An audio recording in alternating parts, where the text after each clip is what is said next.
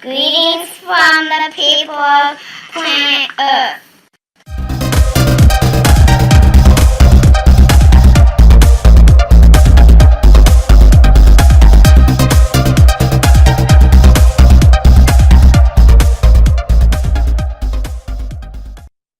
Welcome to Democracy Cast, produced by Democracy Watch News.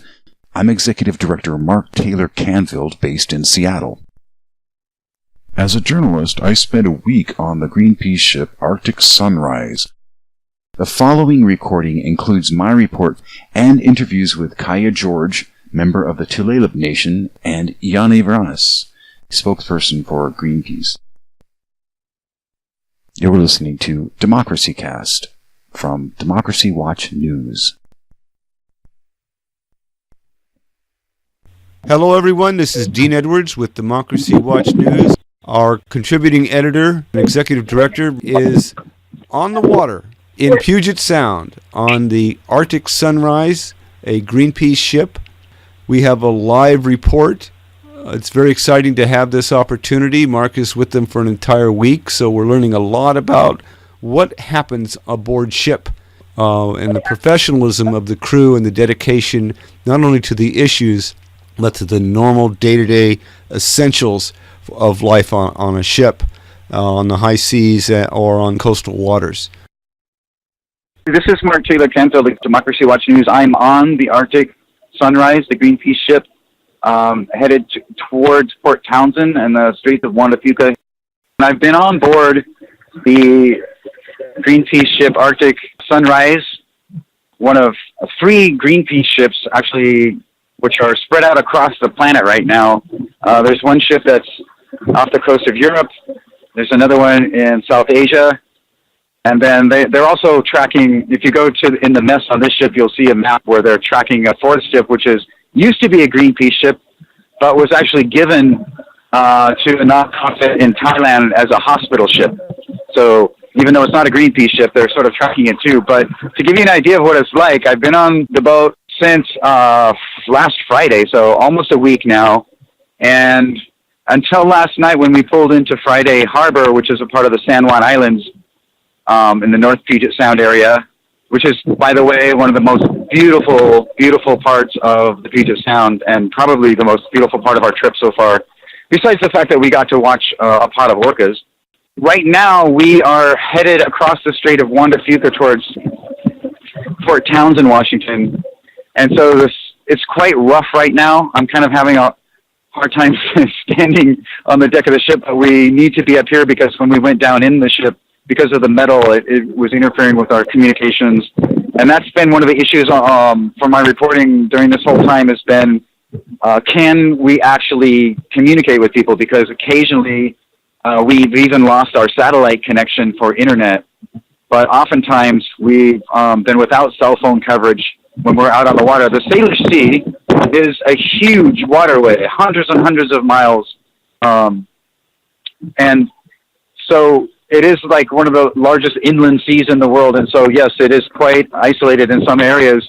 One of the things that really kind of shocked me was the amount of undeveloped land along the Puget Sound. There are so many areas where there's just no habitation.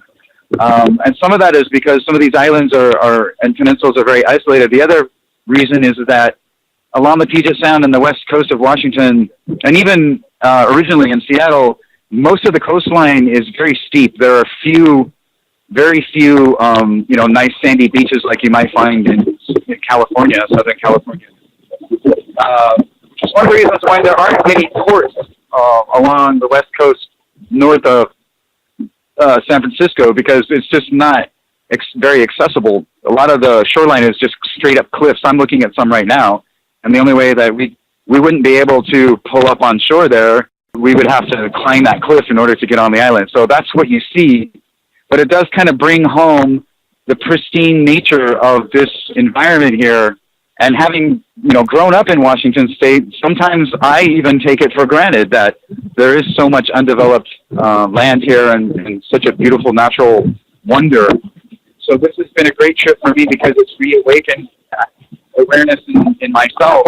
Now, my father we would tour the Puget Sound and also the coast of the Pacific coast on Washington. But it's been a few years since I've taken a tour like this, and it's been really an eye-opener. Can you still hear me? Am I still on? Yes. Yes. Okay. There was a couple little spots there, but it clears up just as quickly. It's a good signal. It could go out at any moment. We did see a pod of orca whales yesterday near the Rosario Straits. Now, what's ironic about that is that I don't know whether Yanni or Kaya spoke to you about this, but the Rosario Straits is the area of Puget Sound where Kinder Morgan, the original owners of the Trans Mountain Pipeline, said in their own research was the most dangerous spot for oil tankers because of the crazy currents that go on there. So we were going through that area to take a look at the currents and see what they're like. And what I saw what just amazed me. We looked out off the boat, and there would be one patch of water that would be just calm and just glass-like, just, totally calm. And then right next to it, there would be a very turbulent wave system and just really strong currents going in all sorts of different directions. At one point, one of the Greenpeace folks that was on a smaller boat that's been following this ship said that they were literally being turned around in circles by the current. So unless, even excellent pilots, and we've had, we've had to bring pilots on board throughout this entire trip because this passage through the Puget Sound can be very complicated.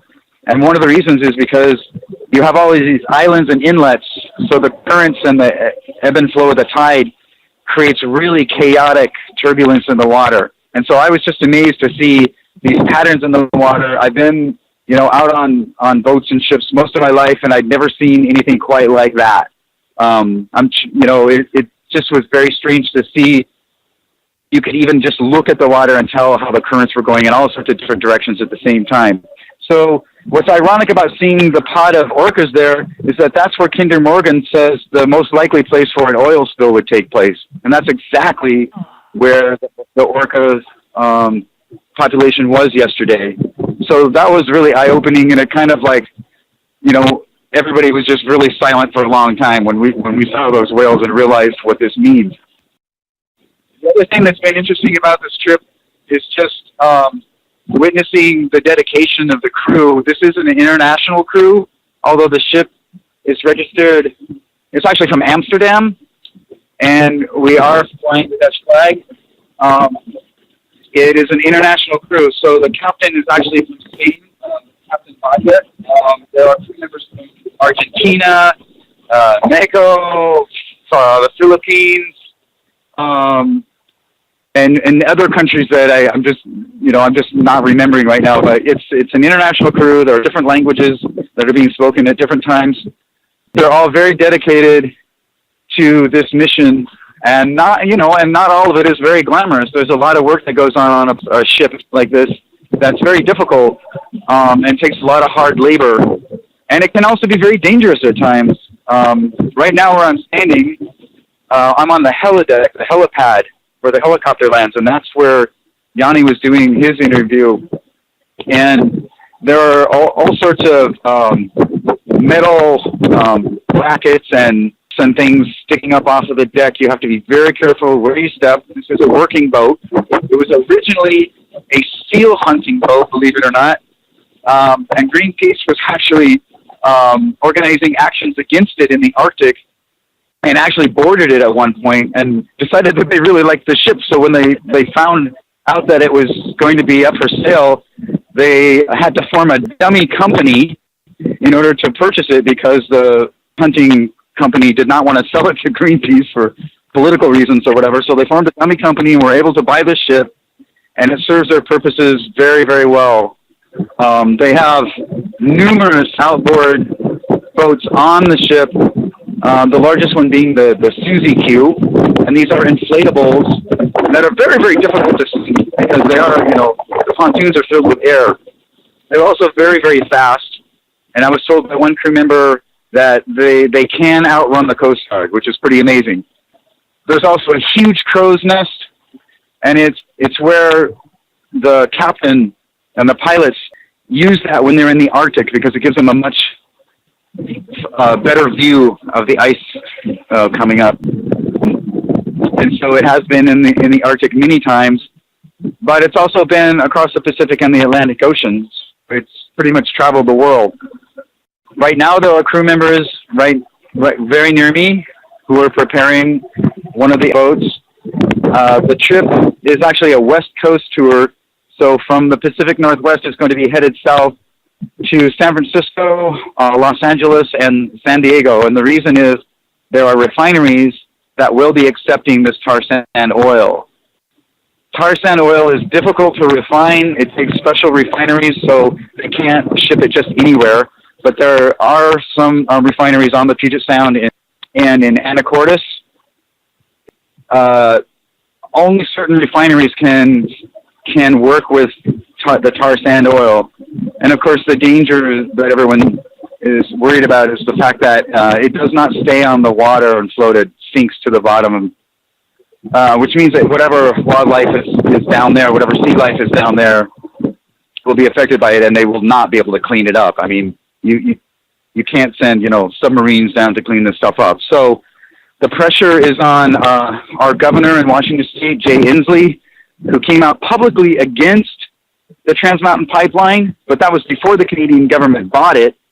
And now, since there is an arm of that pipeline that extends into Washington State, across the Canadian border into Bellingham, Washington, it has become a very, serious issue politically for the state of Washington. So one of the things that Greenpeace is encouraging people to do is to contact the governor's office and to pressure Governor Inslee to make some kind of a policy statement in opposition to these oil tankers. They are predicting a huge increase in the amount of tankers moving through Puget Sound and along the Pacific coast. And it has become a political issue. Although I have to say, and this is a commentary, is that I have not been impressed by the response by regional media.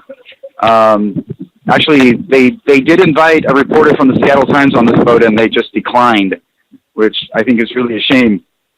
So they are experiencing an uphill battle in dealing with the news media in the United States in order to get coverage of this issue.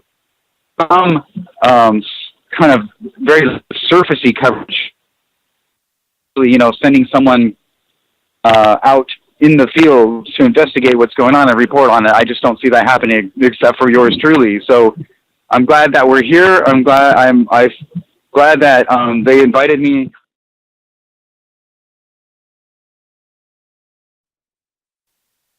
Hello, my name is Kaya George.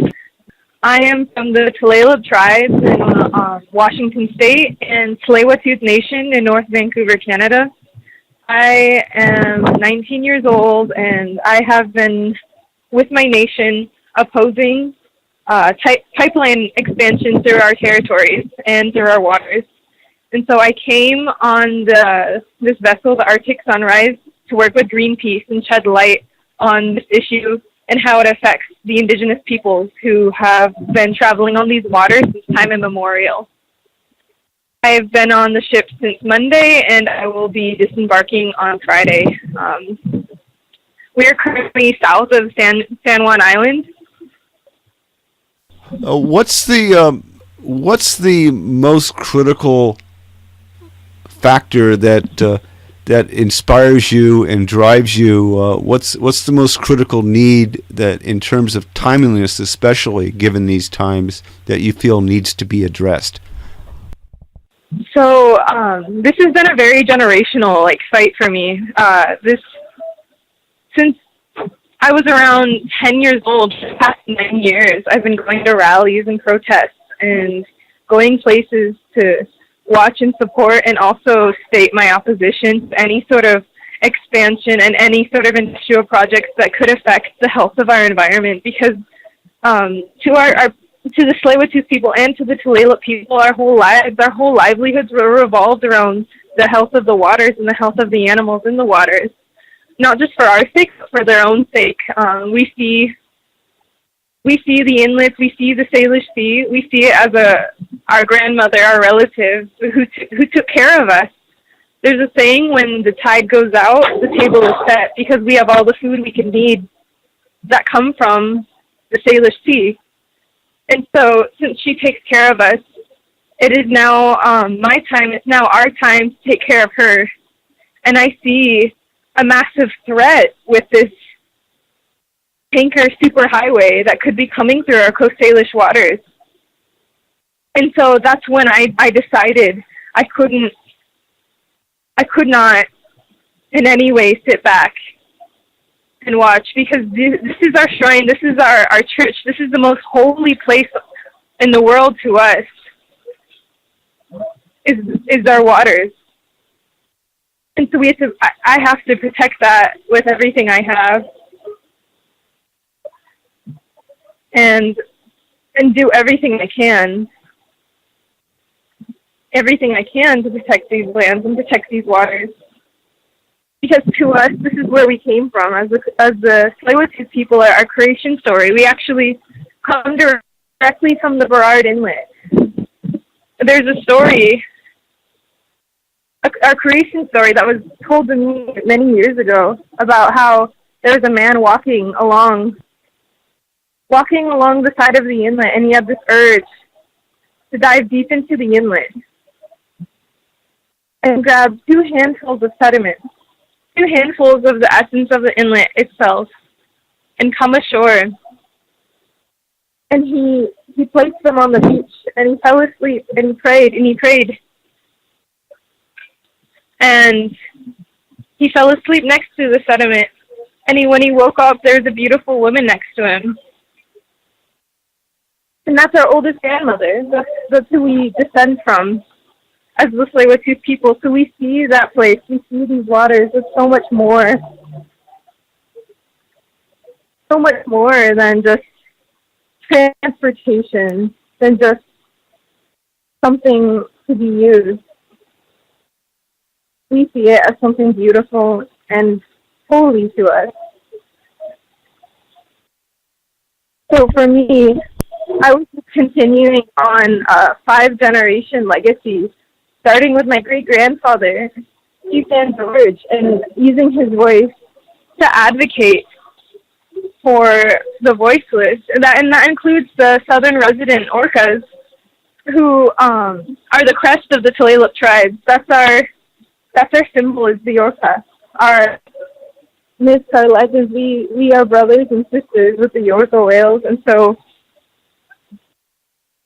it's our duty to protect them, and it's our duty to use our voices to stand up for them. Because as my grandfather said 50 or 60 years ago, and this was 50 or 60 years ago, things were even in a dire need now.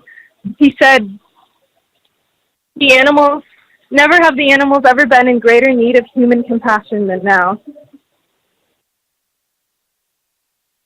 And so I want to continue that on and show them compassion, and show the world that we need to be compassionate to these animals.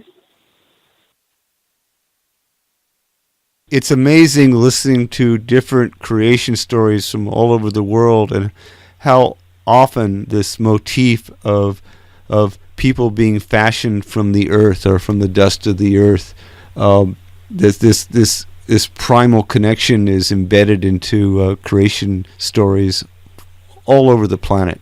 And you've just provided us with yet another example. Yeah, and I see a lot of parallels with many different cultures with that too. And with that, I hope brings understanding among other people, to see where we're coming from and to see that how important these waters are to us. I'm wondering if Mark has any questions for you that you two could pass the microphone back and forth to each other, and so that he might be able to ask some of his own follow-up questions. All right. Okay, I could pass the phone if you want to ask any questions. I do. This is Mark Taylor-Canfield, Executive Director for Democracy Watch News. headed towards Port Townsend. I have one quick question for Kaya, which is, what's been the most exciting part of this trip for you? What was the highlight for you?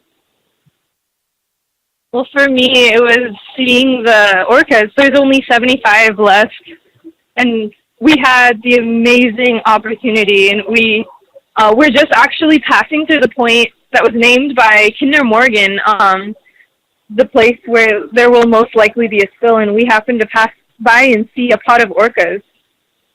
And it was a very bittersweet moment, but it was knowing that could be the place where there could be an oil spill, the most likely to be an oil spill. And then we seen this beautiful pod of orcas. That was incredible. And it was it grounded, I know it grounded me and a lot of the crew to see that, to be reminded why we're here. It was a very beautiful moment.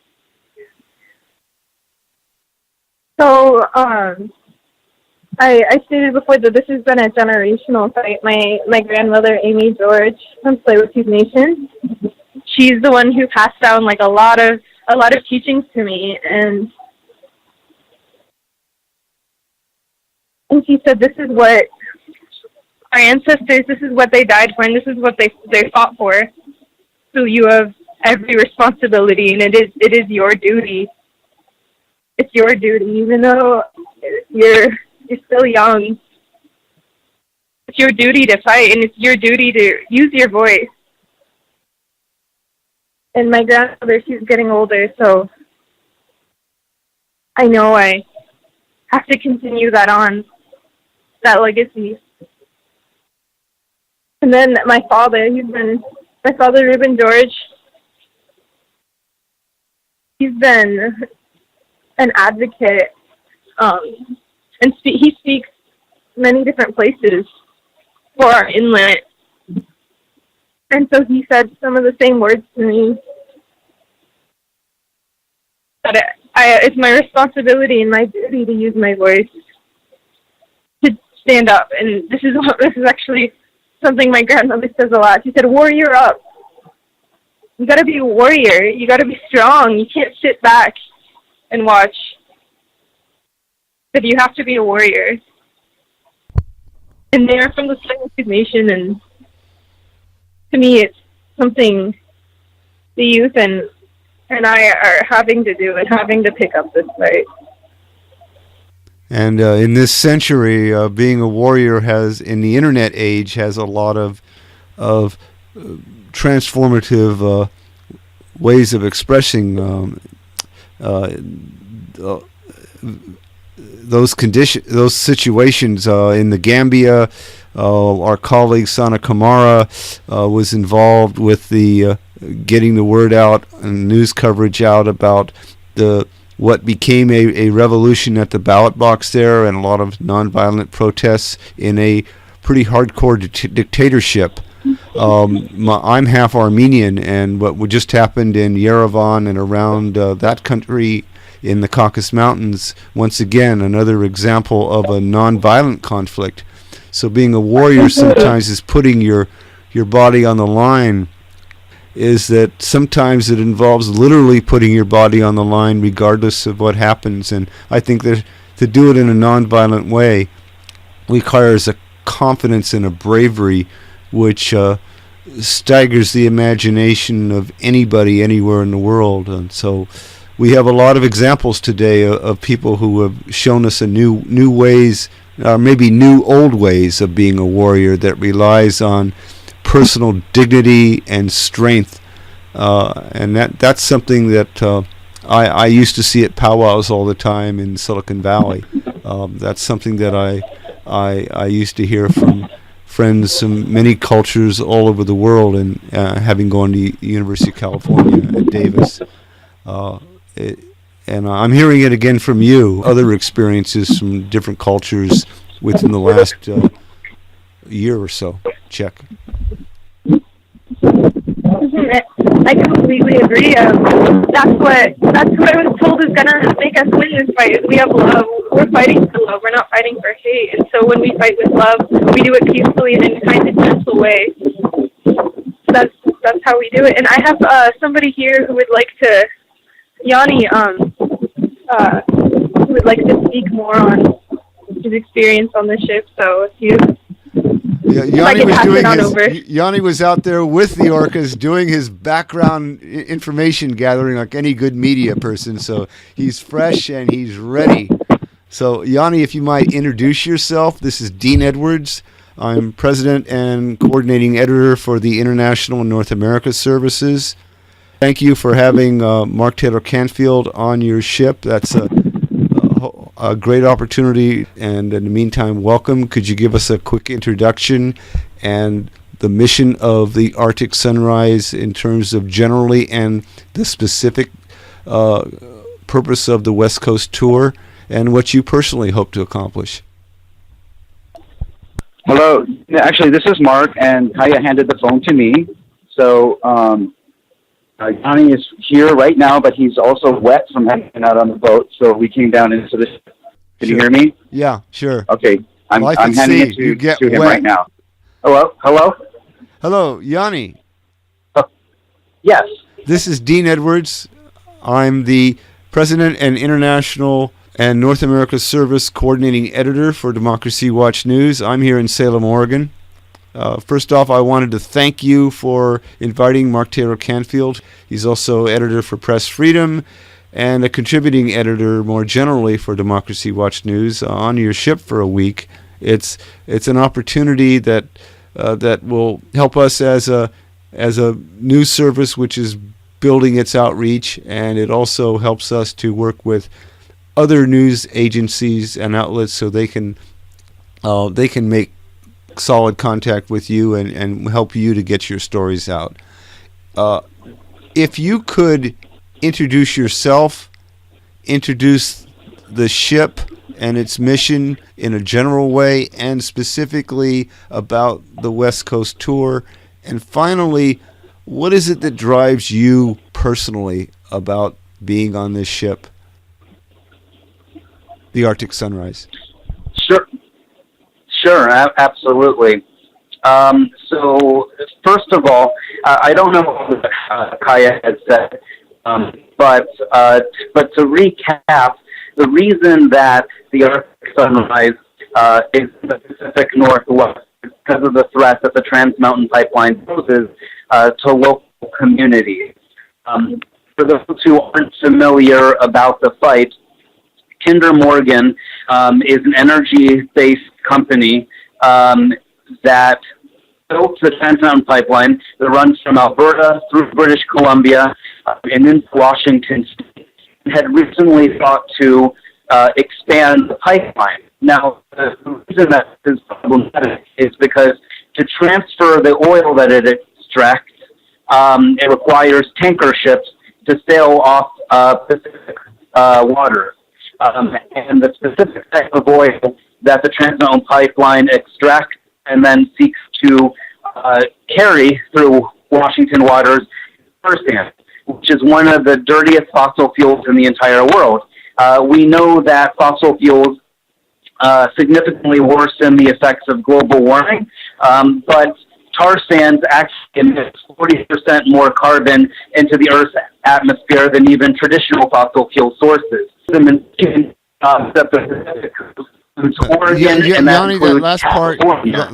that last part began to break up. It was happening occasionally, but if you could back up a little bit and repeat that, maybe you might want to reposition yourself slightly. It seems to have hit a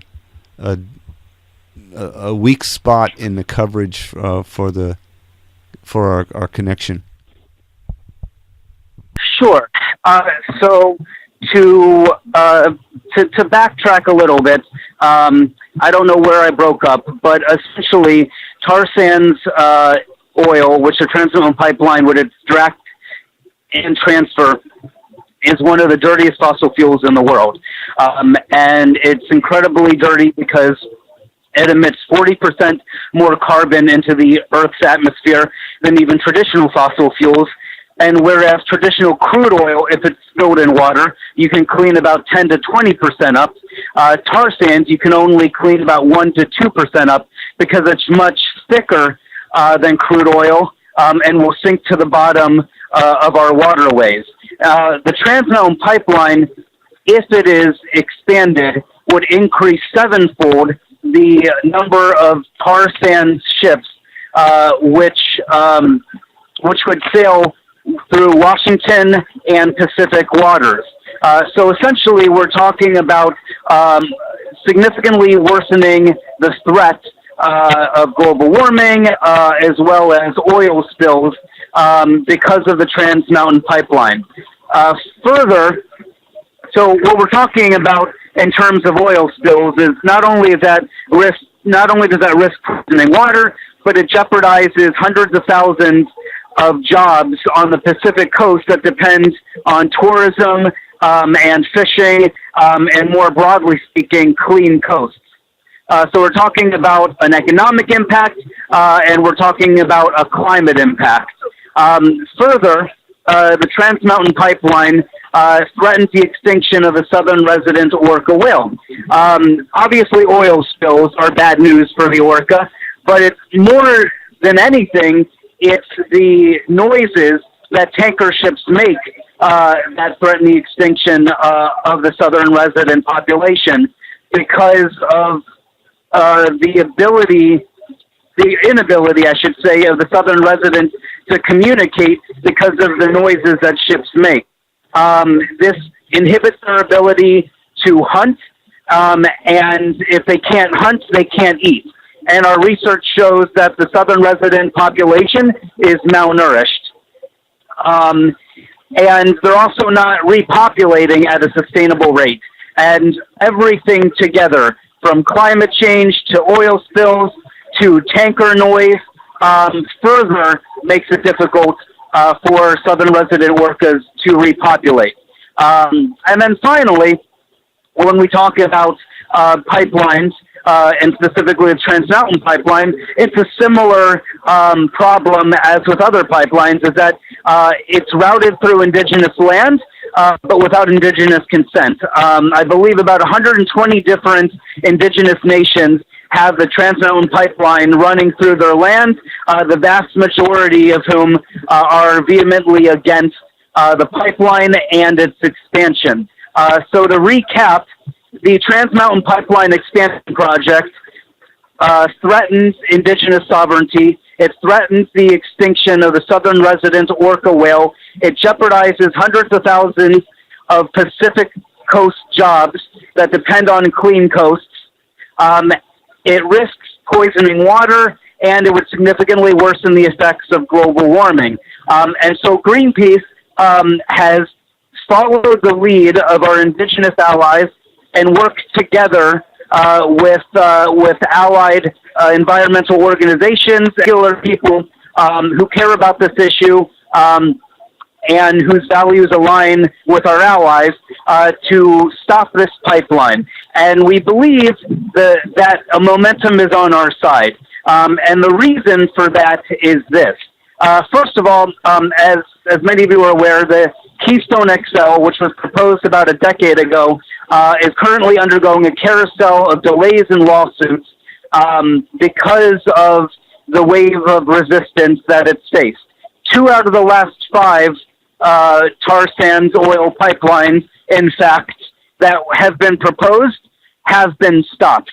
And then finally, as it relates to the Trans Mountain site, last month, Kinder Morgan, the company that built the Trans Mountain Pipeline, that sought to expand the project, basically had its hand forced and sold the pipeline project to the Canadian government. Why? Because of the wave of resistance, protest after protest, negative article after negative article. And from Greenpeace's perspective, that is a testament to the power of peaceful protest and a testament to the ability for all of us to make transcendent change and stand up to the perpetrators of corporate greed to stop this pipeline and to stop other pipelines. And when one pipeline gets stopped, others will as well. That's the domino effect of this fight against fossil fuels, because what we're seeing are banks starting to defund from oil projects because it's not worth the financial liability. It's not worth the reputational liability. What we're seeing in the case of Kinder Morgan is one of the largest energy companies in the world, being forced to sell its project because it doesn't want to have to deal with the resistance that it's faced. And we believe that if we can continue to put pressure on any prospective buyers to realize that it's not worth purchasing it from the Canadian government, because the Canadian government ultimately would like to find a buyer. It doesn't want to have to keep it itself. So if we continue the protests, if we can continue the resistance, if we can urge governors like Jay Inslee of Washington to try to make it as difficult as possible for this pipeline to be built, we believe we can ultimately stop it. And so, like I said, this is something that would definitively affect British Columbia and Canada, an issue that would definitively affect Washington State, but we also want people to realize is that it affects Oregon as well, and it affects California as well because of the large number of tar sands tanker ships which will be sailing close to their coasts and jeopardize their economic livelihood because of the hundreds of thousands of jobs that depend on those clean coasts. And then even if you're not in an area whose waterways are affected by the Trans Mountain Pipeline, you certainly are in an area that would be impacted by global warming. And you certainly are in an area that could have to deal with a pipeline, if not now, in the future. And when we stop one pipeline, like I said, we can stop others. So I think that this is part of a larger fight against fossil fuels, and one which we can win, so we can finally transition into a green economy, so we stop making the false choice between creating jobs and protecting the environment. We can do both, but we have to start transitioning from fossil fuel projects and oil pipeline projects and instead invest in a concerted fashion into the type of green economy that will help us not just promote economic prosperity, but to protect the things that matter most to us. And so then, to kind of expand a little bit beyond that to the ship tour, yes, it's true. For 2 weeks, we've been in the Seattle, Pacific Northwest area to draw attention to this specific issue. But the Arctic Sunrise, Greenpeace's historic ship, will, I believe, next will be making a stop in San Diego. It'll next be making a stop in San Francisco, and it'll next be making a stop in Los Angeles for other Greenpeace campaigns to raise awareness about plastic use and consumption, as well as in general the climate. And these are multiple Greenpeace campaigns that we're trying to work with local allies on to raise awareness, and that's why the Arctic Sunrise is going to be making a stop across the Pacific Ocean. And then to answer your last question about how this impacts me personally, and why all of this resonates with me. I grew up just kind of raised in a family where these larger transcendent issues like promoting social equality and social justice, eradicating income inequality, and protecting the environment, these are the values that I was raised with, and that's what prompted me to get involved in politics, and I've always worked for elected officials who I believe, share these values, and worked on campaigns that I believe would, help pass legislation and just benefit, largely speaking, the electorate, both locally and statewide and nationally. And now I'm at Greenpeace because, given the attack that the Trump administration has made to our environment, and given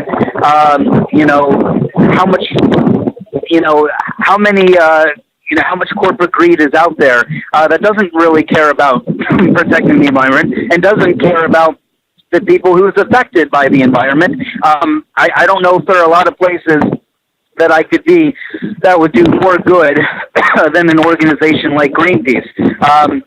You heard from Kaya earlier, and as she was doing a Facebook Live, and as she was doing other interviews with reporters, you could tell just how emotional of an issue this was for her. I mean, this is her family's land, right? Her people's land.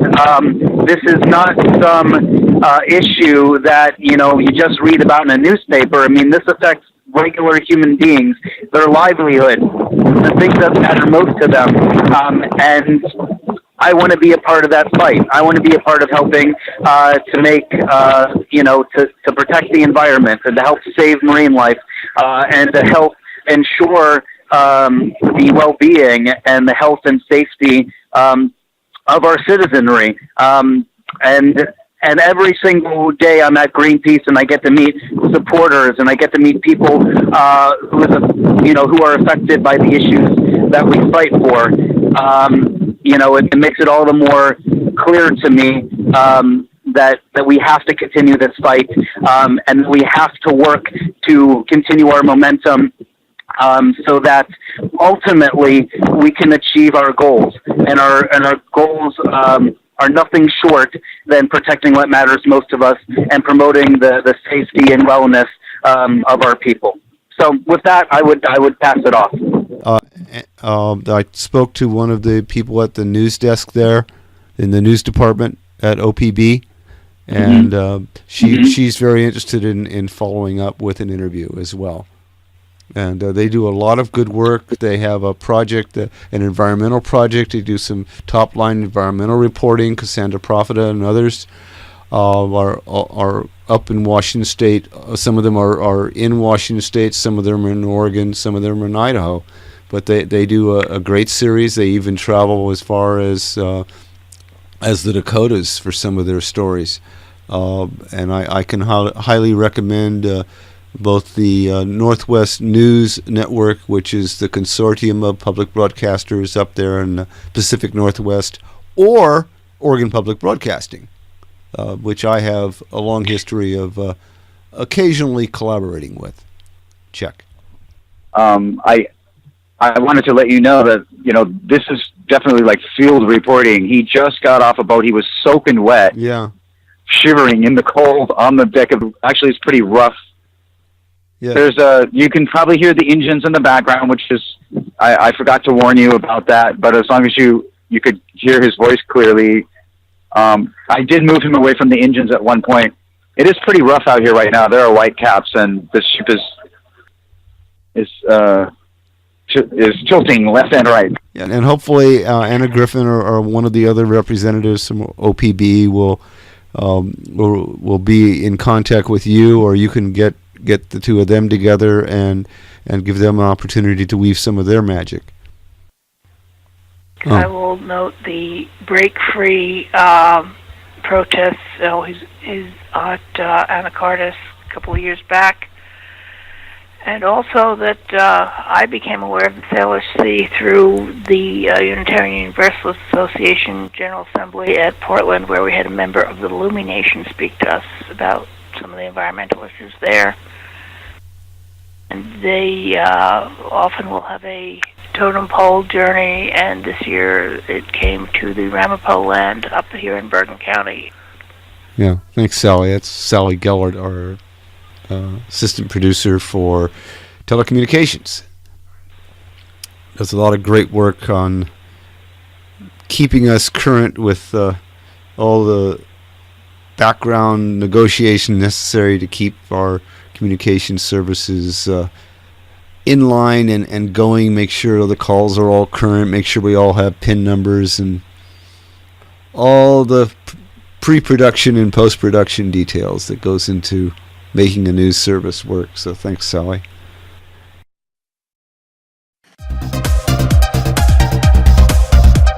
You have been listening to Democracy Cast from Democracy Watch News.